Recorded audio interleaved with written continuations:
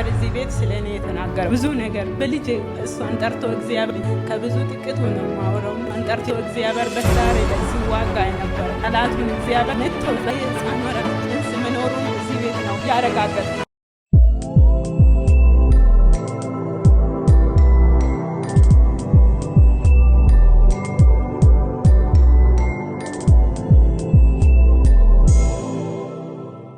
እሺ ስምሽንና ከየት እንደመጣሽ እግዚአብሔር ምን እንዳደረገልሽ ተናገር።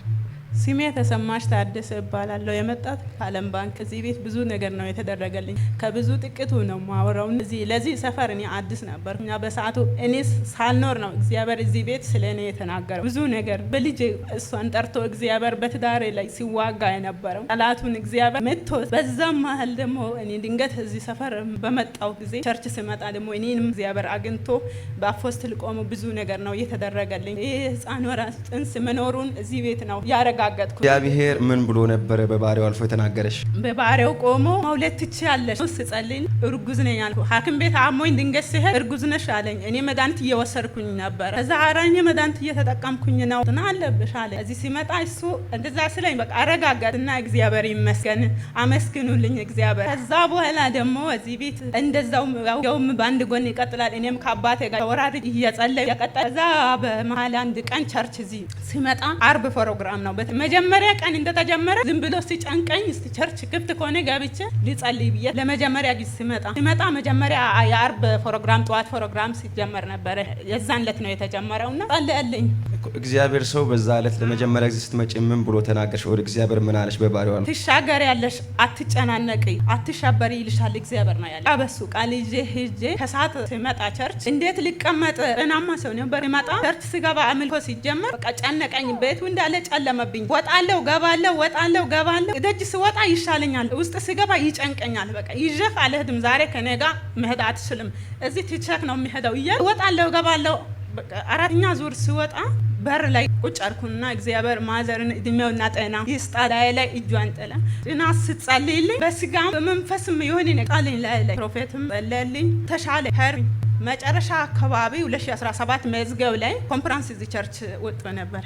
በዛ ኮንፈረንስ ያ ኮንፈረንሱ ለኔ ነው ብዬ ነው የተቀበለ እግዚአብሔር። 2017 መጨረሻው ላይ 18 ሳይገባ ውሃ ግድቡን ፈርሶ እንደሚሄድ ጠላቶቻችሁን ያፈርሳል፣ ከዛ አይሆንላትም የሷ ነገር አከተመ ብሎ ባወሩት ሰፈር ከፍታሽን ድልሽን እግዚአብሔር ያሳያል ብሎ ለኔ ሳይሆን ጉባኤው ነው የተናገረው። እኔ ለኔ እንደሆነ ነው ተቀብዬ የወሰድኩ። ሆነልኝ እግዚአብሔር ይመስገን። ስለዚህ በኮንፈረንሱ 2017 መጨረሻው ከበነበረው ፕሮግራም ላይ ኦቨር ኮንፈረንስ ላይ የእግዚአብሔር ሰው እንደ ጠቅላላ በጉባኤ ላይ ሲናገር ግን አንቺ በእምነት ለኔ ነው ብለሽ ተቀበል። እግዚአብሔር ሰው አንደበት በተነገረው ቃል እግዚአብሔር በቤት ላይ ሰርቷል ነው። አዎ እዚህ ቤት ብዙ ነገር ነው የእውነት እግዚአብሔር እዚህ ቤት ይጠራል። እውነት ሰውን አይምሮ ለመጠበቅ የሆነ ነገር ያወራል፣ ግን እግዚአብሔር ተሰምቶ የሚወራ ቤት ነው ይሄ። የሚመጡት አገልጋዮቹም ድምጹን ሰምቶ የሚያወሩት ናቸው። የእውነት ሊነጋጋ ስል በጣም ነው የሚጨልመው፣ ቀኑም ሌሊት ነው የሚመስለው። ግን በዛ መሃል ከእግዚአብሔር ቤት መውጣት የለባችሁም ወገኖች። እውነት በጣም ነው የሚከብደው። ሲያልፍ ቀላል ነው የሚመስለው፣ ግን ያቺን ሌሊት ሚጧን ለማለፍ